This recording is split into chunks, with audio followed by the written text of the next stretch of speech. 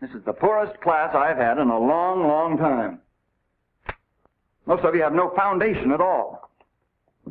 Now, the trouble's with your attitude. You don't pay enough attention in class. You don't do enough work outside of it. Hello, I'm a Sunday school teacher. And I am also a Sunday school teacher. I believe God has called me to children's ministry. Really? Mm-hmm. I got called to children's ministry too. Oh. I got called from Pastor Bob.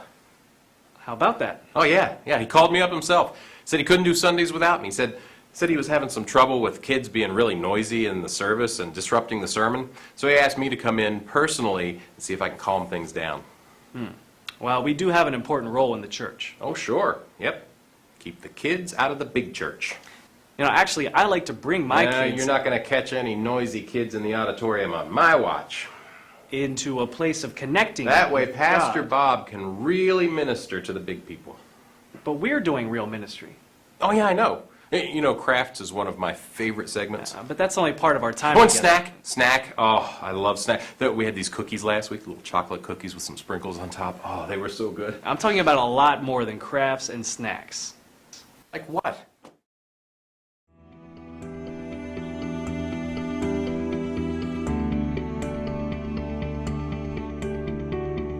If you ask each different department of the church, which is the most important ministry of the church, they would all say, well, my department, youth or music or preaching.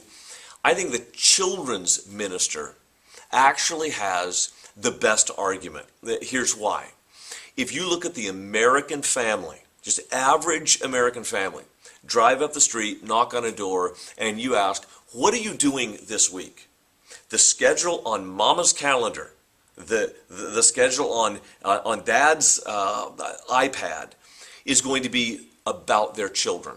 I'm going to go to a soccer game on Tuesday night. I'm going to go to a dance recital on Wednesday night. I'm going to go to a t-ball game on Thursday night.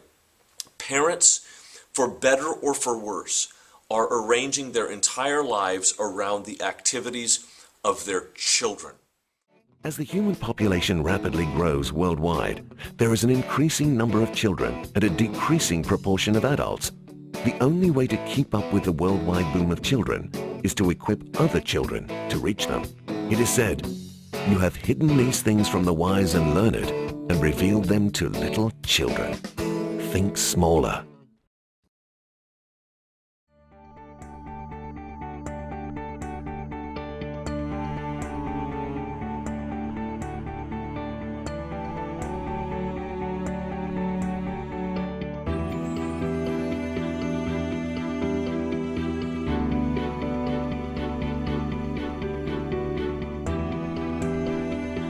Ministry is the most important ministry of the church.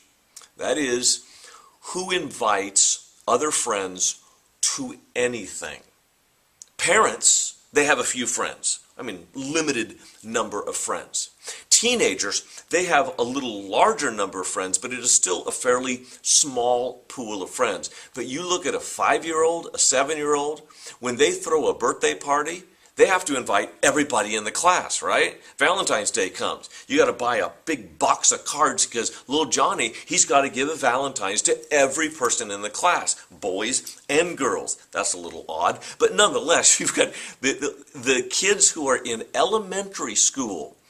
Their level of friendships are much broader and more ethnically integrated, more economically integrated than any other friendships. The quickest way to reach a community is through the friendship circles of children that reach other families. Are you saying that Sundays are for adults only? Look, keep them coming, keep them happy. That's our motto. But what about the kids? Well, why do you think we have crafts and snacks every single week? I mean, that's what Pastor Bob says. Keep them sitting, keep them silent. You do know that their lives matter to God. And to Pastor Bob. Well, I know God has called me to make a difference in our kids' lives. Yeah, well, you weren't called by Pastor Bob.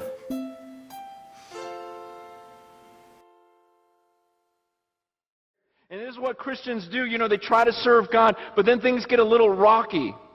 And things get a little unstable. And so we go, okay, that was nuts. I don't want to live like that. Let me hold on. And this is your routine. This is what so many people do. They go, you know what? I'm not going to try anything crazy. I'm just going to sit here, and I'm just going to hold on. And this is what you look like. You just go, this is what people do. You know what? I'm just going to have my nice little family. We're just going to, we're just going to keep to ourselves. We're going to live in a gated community. I'm going to homeschool my kids, make them wear helmets everywhere. I'm going to, I'm not going to let them outside because sun has bad rays. I'm going to, just on and on and on. And you just live your life in the safety of, I don't want to do anything crazy for God. I just want to, go to church on Sundays and maybe give like 2%. And maybe help the nursery because I feel guilty. And then you do this your whole life, and then you go, your greatest prayer is like, God, you know what? I would love to die in my sleep and not even feel it, and then just go up to heaven. And so you want to die like this, just in your sleep, right in the middle of a dream, good dream, the dream you're going to heaven, and you don't even feel it. And then suddenly you wake up, you stand before the judge, and you go, now, if, Go,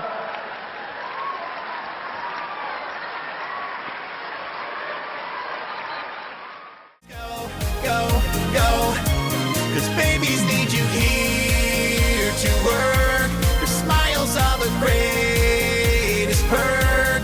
Please don't say no. Come on, we need you now. Let's go. Boom, boom, boom. Let me show you to your room. These kids are great, you will adore. Oops, I don't think that one's yours. You'll find us laughing, playing, singing and talking. You'll find us hurting, lying, fighting, and crying. You'll find us in homes, in schools, and in shopping centres. You will find us in parks, on the street, and in churches. We are your children. Your youth and your responsibility. The call of the world continues to weaken the influence of our families and the church over us. It is becoming harder and harder for us to hear the message of God's love. The time is right for a decade-long emphasis on the children and youth of our world. We don't need another program. We don't need more events or church camps. We need a church that will minister to us and incorporate us into the church family through a wide variety of means and methods. You don't have to be a theologian or know all the songs with emotions. Just a willing heart and humility. If he has bad aim, you clean up the pee. You are the reason why all the kids will come to hear you love them, read the Bible, and have lots of fun. A friendly attitude with a sprinkling of humor goes a long way toward winning the regard and cooperation of the class. For respect is a more desirable molder of behavior than fear.